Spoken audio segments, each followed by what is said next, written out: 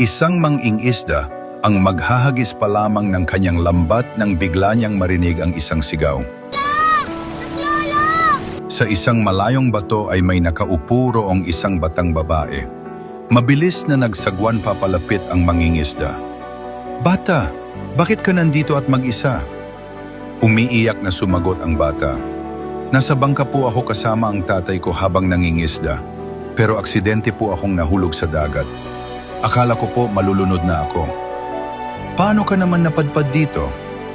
"Patuloy po akong nanalangin sa Diyos at naalala ko ang talatang madalas basahin sa akin ng mama ko.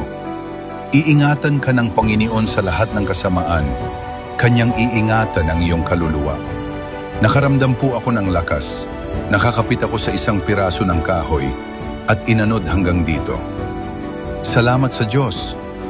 Labis na naantig ang mangingisda at ligtas niyang inihatid pa uwi ang bata. Ano man ang lakas ng hangin at alon, bata man o matanda, basta taos puso kang tumawag sa Diyos, hinding-hindi kanya pababayaan. Kaya unahin natin ang Diyos sa lahat ng bagay. Kunin mo ngayon ang iyong cellphone at magpasalamat sa Diyos sa kanyang proteksyon.